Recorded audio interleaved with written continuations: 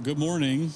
Thank you for being here today. And I know you didn't come for Roscoe, but it's so special to see all of you here today as we affirm God's love for us before we know it or want it or care for it. And I just am so grateful for the Manuels and the Millers and for Landon and our families here today just to support Roscoe and just to surround him with love. And that's what we've been talking about over these past several weeks. And so we're so glad you're here as we wrap up this series so poignantly, thinking about what love is. If this is one of your first times here, welcome. That's my wife, Landon, and my son, Roscoe. And we're glad that you're here today. And if it's just one of the first times that you're here and you haven't checked in before, please check in. Let us know you're here. It allows us to connect with you, let you know what's going on in the life of our community, especially as we make our way into summer. There's a lot of activity, a lot of opportunities to connect and learn from one another. And so we would love if you check in. I'd love to welcome you to our community today. So as the QR code hangs out up there on the screen, just check in and let us know that you are here. Like I said, we've been in this series, and you saw on the bumper, called Love Has a Name, from my friend Adam's book of the same name. And we've been talking about these different qualities of love, and I frankly have to confess something to you, that as I prepared this sermon series and thought through each of the sermons, the question is, what is love? But really in the background of my mind, the soundtrack of this series has been Foreigner. I want to know what love is.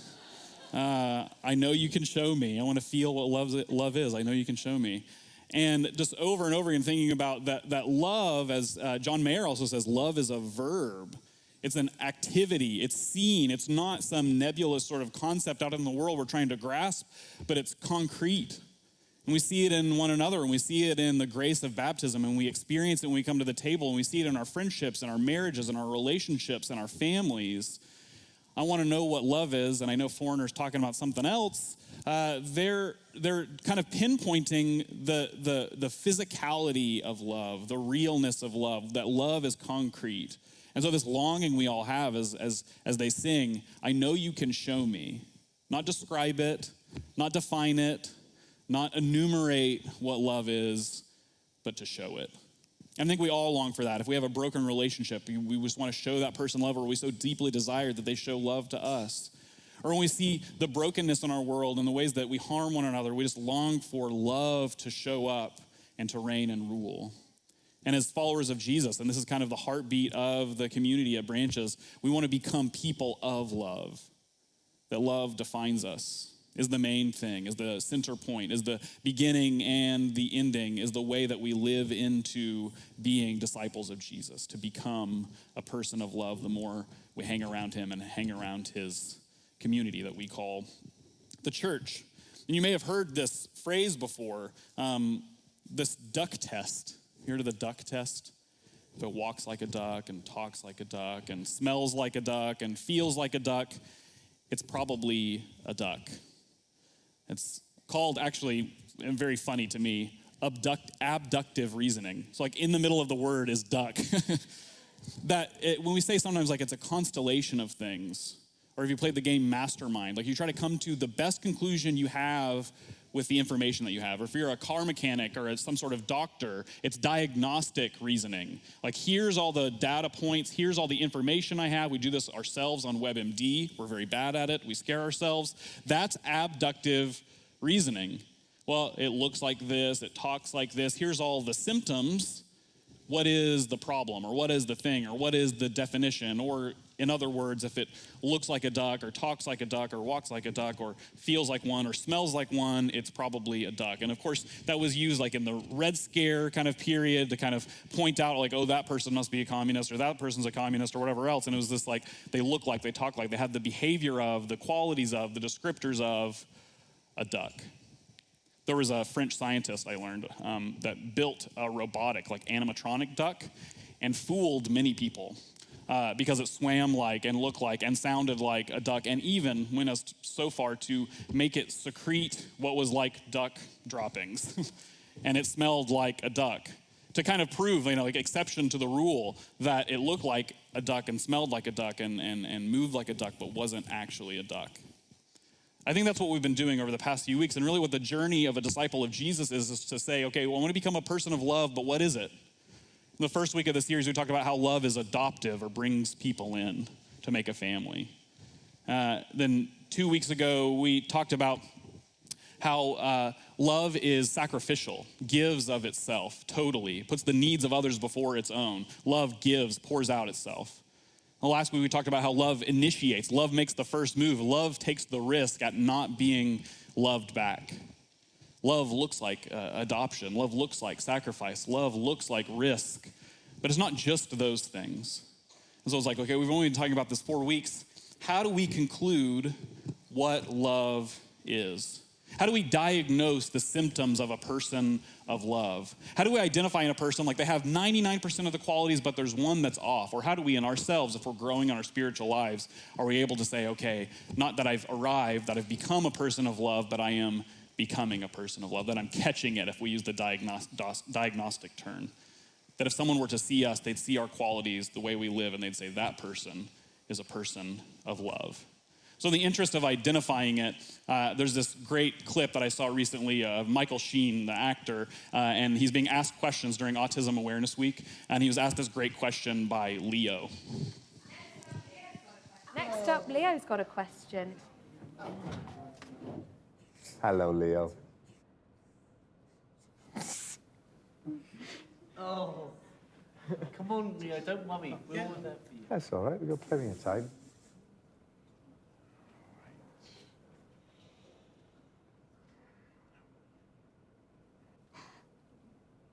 Do you want me to read it for you, Leo, or do you want to do it? We'll get there, won't we? We'll get there. You can do it. I know, love. Yeah. It's all right, then. That's a normal. You take as much time as you want, Leo. Increase your courage.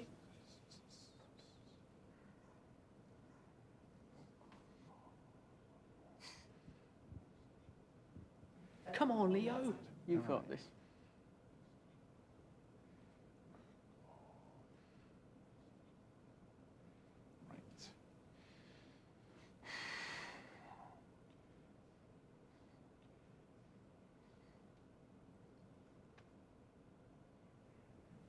You say that there is no other writer than Dylan Thomas. Do you relate to his work more on a personal level because you are both Welsh? That's a fantastic question. So Dylan Thomas comes from Swansea. I come from Port Talbot, which is just next to Swansea. I mean, a lot of his poetry I don't understand. I mean, it's quite hard to understand what he's writing about, but it sort of makes you feel something and it conjures up images in your head. And it definitely kind of resonates with me, I think, because a lot of his references are my references. A lot of things that he describes are places that I know, that I've been to, that are near where I live. And I find the way he writes just really exciting and vivid and vital. And I suppose quite Celtic, so quite Welsh, I suppose. And so that definitely does resonate with me, yes, because of coming from a similar place, I think, and having similar interests. It's a great question. Fantastic. Thank you. Well done, Leo. Gets me every time. And if I were to identify this multifaceted beauty of creation, this ability to love one another and to be asked that question, what is love? I might, in some instances, show that clip of Michael Sheen, his generosity of spirit. This kind, warm, you can feel it through the LED screen, this warm smile that he has toward Leo. The patience, Leo's friend next to him says, increase your courage. This encouraging word for Leo to ask his question. The pauses, the quiet, the affirmation of his really great question, and then Michael's answering of the question. In some capacity, that's love. It again identifies what I'm trying to argue here, which is like, we can identify it when we see it, but we may not always be able to helpfully describe it.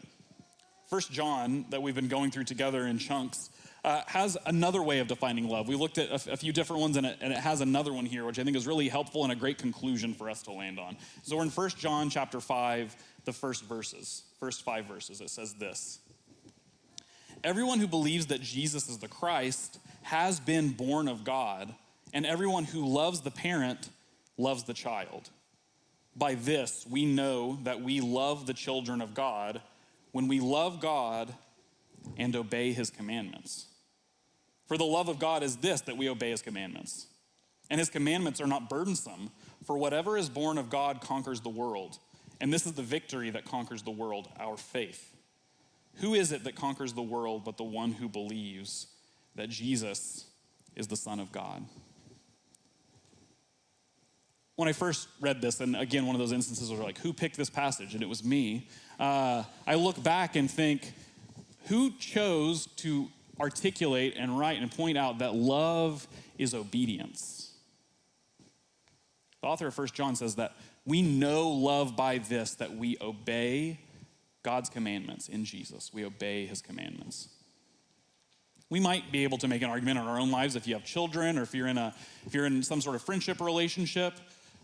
It's easy to talk about, yeah, you love me because you listen to me. You say that to your children, and they listen in some capacity. I love you, so that's why I'm telling you this. And you love me back by listening.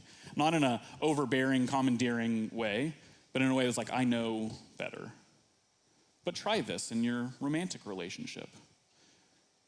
You love me when you obey me, when you listen to what I say. When I have the right opinion, you have the wrong opinion, obey me. So when I read this passage from 1 John, it kind of rubbed me the wrong way. Like, this is how we know what love is, that it's obedience.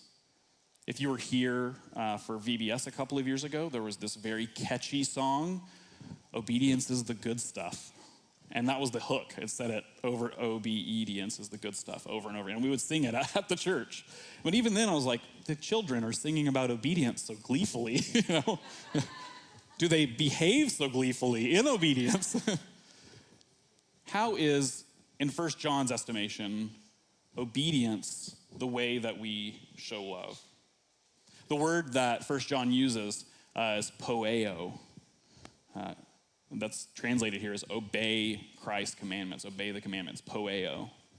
And some form of this verb is found some 500 times in the New Testament.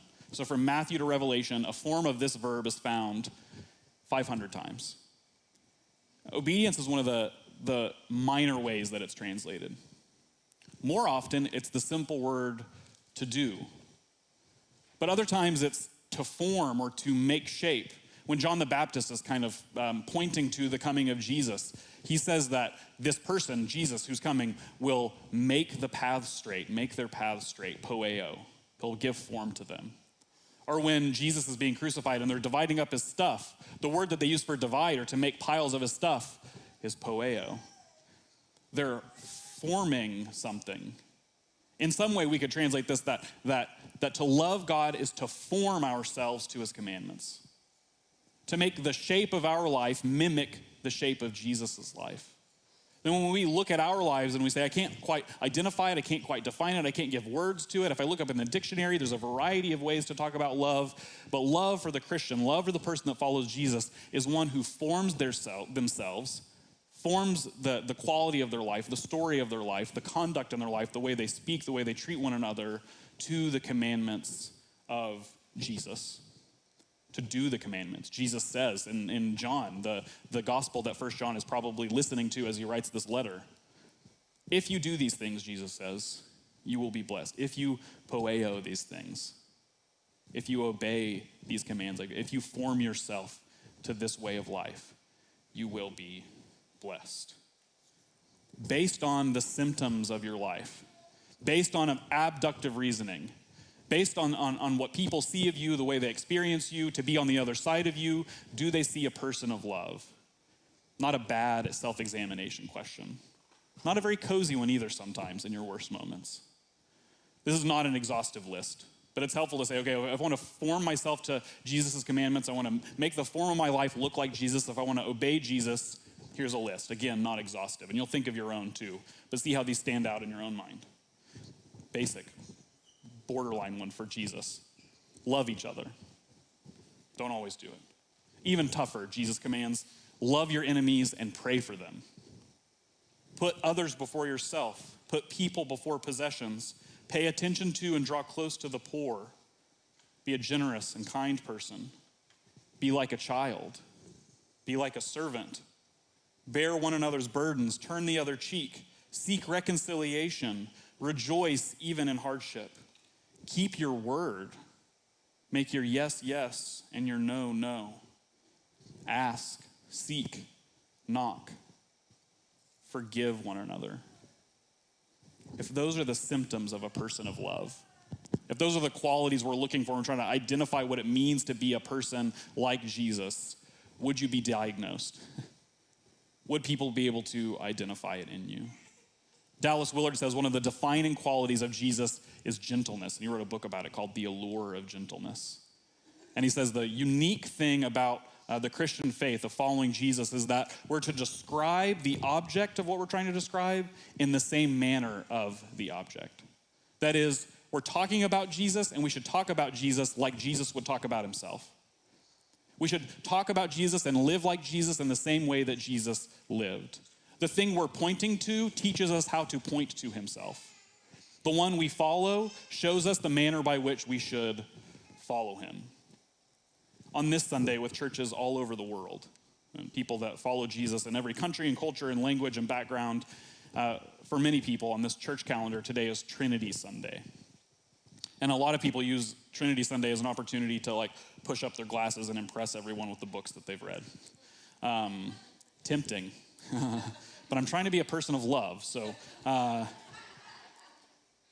what I think the Trinity teaches us, and I think the facet of the theology of the doctrine or the story of the Trinity teaches us, is that eternally, forever, before there was time or space, God in himself is love.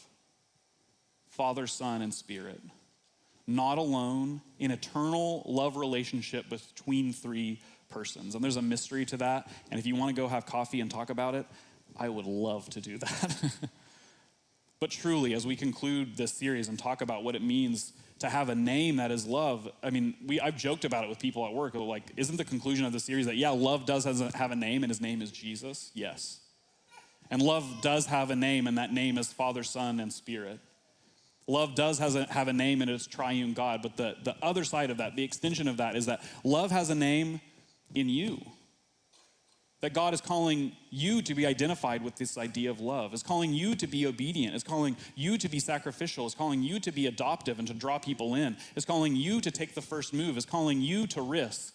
So that when other people, like Michael Sheen here, I don't know the man, but even just from that clip, I want the same for you, that somebody has a story of you, a video clip of you, something you've written, a thing that you've done, and when they ask them, okay, how would you define love? That someone tells a story about you. That someone has an illustration that involves you. That someone is longing to become a person of love, and the person that they're trying to model themselves after is you. And likewise, you're modeling yourself after Jesus. You're being obedient. Paul says, follow me as I follow Christ. That same kind of unbroken chain, that same invitation we have from the very beginning. Yeah, I want to become a person of love. I want to follow Jesus. And by extension, likewise, when other people see me, I hope they see me fully as who I am, and they know my name, and they know things I like and things I dislike, and they want to be around me, and they find me to be friendly and gentle and kind and compassionate. But also, that when they see me, when others ask about me, ultimately when other people ask about love, they see that first and foremost. This passage that we read today ends with this kind of picture of overcoming the world of victory. And that's the comfort, that's the piece of grace that we have from this passage today, is you don't have to white knuckle yourself and work yourself into becoming a person of love. The grace, the invitation, the kindness that Jesus offers us is that he's the model for it. And he's not just some character in some book. He's alive and desiring to and inviting you to say yes to him and to be transformed by him and shaped by him and say, Jesus, I'm ready to become like you. I'm ready to become a person of love. Break what needs to be broken in me to do that.